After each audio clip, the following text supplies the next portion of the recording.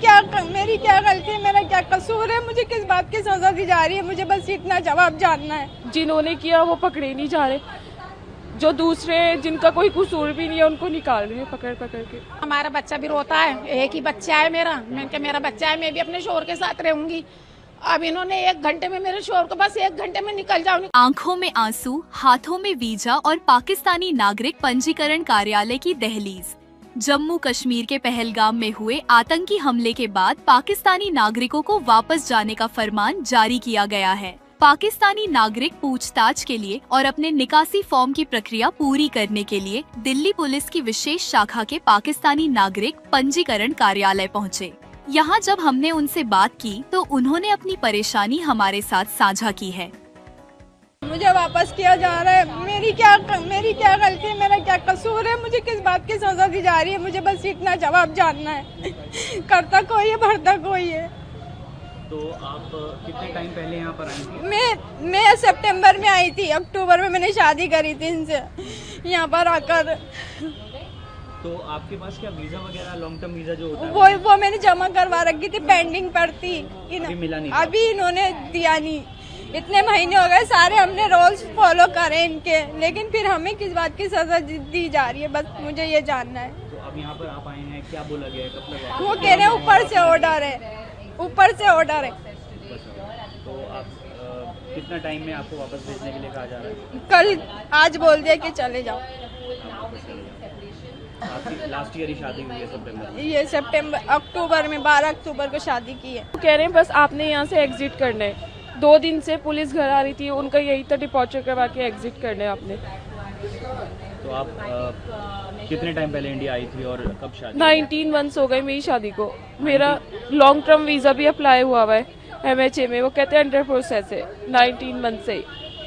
अच्छा, 19 मंथ पहले शादी हुई थी आपकी। तो जब 19 मंथ पहले आई थी तब आपके पास क्या कितने टाइम के लिए वीज़ा था इंडिया का? एक्सटेंड होता रहा वो वीज़ा, LTV पर था इसीलिए वो एक्सटेंड होता रहा। एक्सटेंड होता रहा, तो एक्सपायर हो गया या फिर अभी है? अभी वीज़ा हैगा यहाँ पर, मेरी LTV प्रोसेस में, जब तक वो कंप्लीट नहीं होगी तब तक मेरा वीज़ा यहाँ पर है। अच्छा, लेकिन जिस तरह से इंडिया ने कैंसिल कर दिए हैं सभी वीज़ा, जो टेंशन हुई दोनों कंट्रीज के बीच में पहलगाम में जिस तरह से हुआ, तो इस पर आपका क्या कहना है? लोगों को परेशान करने वाली बात है, इसके अलावा तो और कोई मकसद नहीं है। जिन्होंने किया वो पकड़े नहीं जा रहे, जो दूसरे जिनका कोई कसूर भी नहीं है उनको निकाल रहे हैं पकड़ पकड़ के। पुलिस 2 दफ़ा घर आ रही है, CID ऑफिसर अलग आते हैं, अभी डिपॉर्चर करवाना है, अभी डिपॉर्चर करवाना है। 1 वीक भी नहीं दे रहे हैं निकलने के लिए, बस आज रात निकलना है, आज रात निकलना है। हम ये चाह रहे थे कि हमारा शोहर हमारे साथ रहे, मेरा बच्चा बहुत रोता था, अपने पापा को अपने साथ ही रखेंगे हम। बहुत हमें परेशानी हो रही थी और पाकिस्तान के हालात भी सही नहीं थे, तो हमने कहा चलो हमारा बच्चा भी रोता है, एक ही बच्चा है मेरा बच्चा है, मैं भी अपने शोहर के साथ रहूंगी। अब इन्होंने 1 घंटे में मेरे शोहर को बस 1 घंटे में निकल जाओ।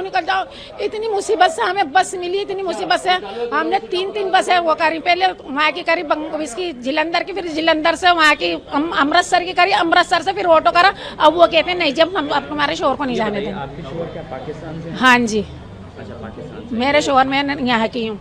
आप यहाँ के? जी, मेरा बच्चा भी यहाँ का है। आपके कितने टाइम पहले शादी हुई थी?